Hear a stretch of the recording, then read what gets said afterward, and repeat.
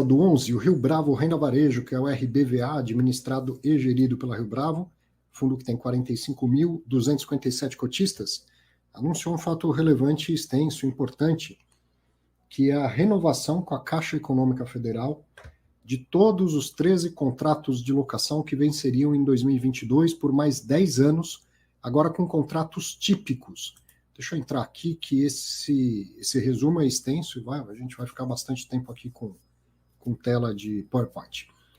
Bom, 2 desses 13 imóveis não tinha nenhuma pendência documental, a escritura em nome do fundo, então eles tiveram os valores de locação diminuídos e a troca do índice de correção para IPCA.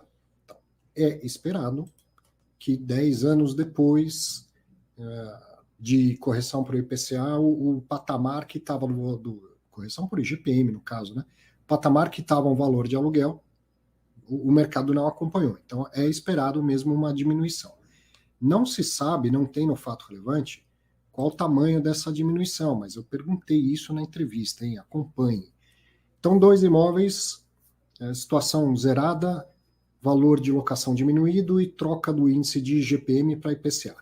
Os outros 11 imóveis, eles têm pendências documentais.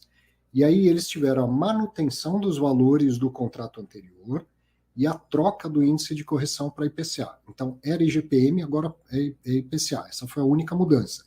O valor parte do valor anterior, tá? Não teve redução, mesmo com o mercado em situação tão diferente assim. Isso está explicado no fato relevante, foi uma troca, né, da Rio Bravo, assim, no sentido de falar, Caixa, 10 anos e você ainda não apresentou a regulamentação dessa documentação. Então, a gente vai manter aqui o valor de locação. Depois você vai ver que tem mais um prazo para isso agora. Os contratos contam com aviso prévio de 6 meses e multa de 3 meses. E o impacto na receita do fundo é de menos 0,05 por cota ao mês. Porque desses 13 imóveis, só 2 tiveram mudança de valor para baixo. Outros 11 mantêm o mesmo valor, então não traz impacto no rendimento. Por isso, esse impacto pequenininho. Seguindo aqui, o fundo concedeu, então, mais 3 anos para que a Caixa Econômica Federal regularize a documentação desses 11 imóveis. Ao final desse prazo, a Caixa vai ter obrigação de recomprar os imóveis pelo valor de venda de 2012, corrigido pelo IGPM de todo o período, ou seja, 15 anos, se chegar ao final dos 15. Ela já tinha essa obrigação, né, ao final de 10 anos, mas é isso que eu estou falando que foi uma troca. A Rio Bravo dá mais 3 anos e você aceita manter o valor de locação no patamar que tá alto, está bem acima da realidade do mercado. Caso a Caixa regularize as pendências dentro do prazo, o valor de locação vai ser renegociado, aí sim vem para baixo, com base num laudo de avaliação. Então não está definido desde agora o valor, tá? Mas digamos que alguns desses, daqui 2 anos, a Caixa vai lá e entrega a documentação. Então, faz um laudo de avaliação e traz o aluguel para patamares de mercado, que provavelmente serão abaixo do valor que vai estar sendo praticado.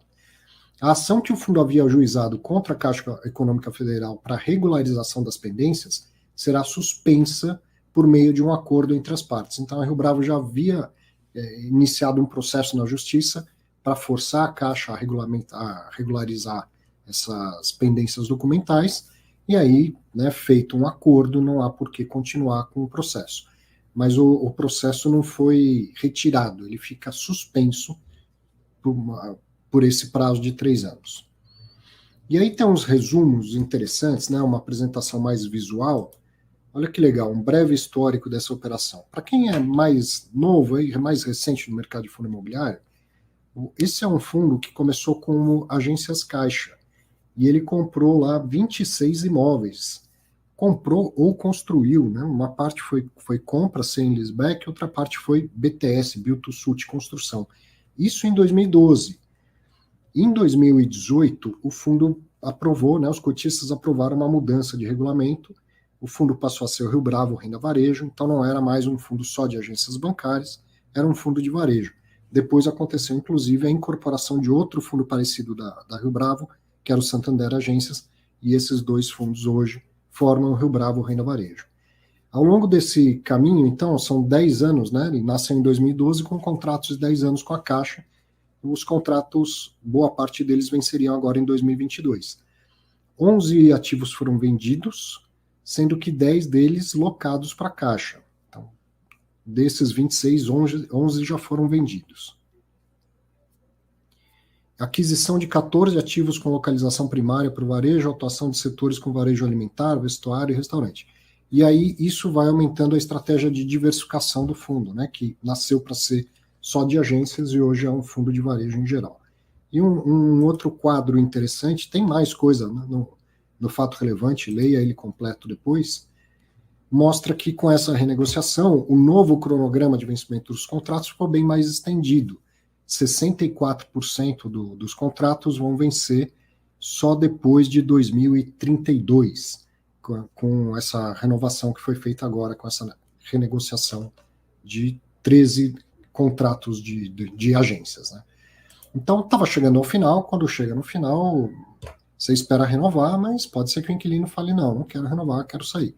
Conseguiram uma renovação, importante, o imóvel está alugado, não impede de continuar vendendo, né, como já vem fazendo, e vamos entender mais detalhes, bastante detalhe, não sobre só apenas o fato relevante, mas sobre as situações de mercado, como acontecem essas negociações, o porquê essas pendências, por que os imóveis permanecem em nome da Caixa, por que o fundo não traz a escritura para ele e tal. Tudo isso foi muito bem conversado numa entrevista com Abner e com Alexandre, ambos gestores do RBVA. Deixa eu colocar aqui o arquivo da entrevista.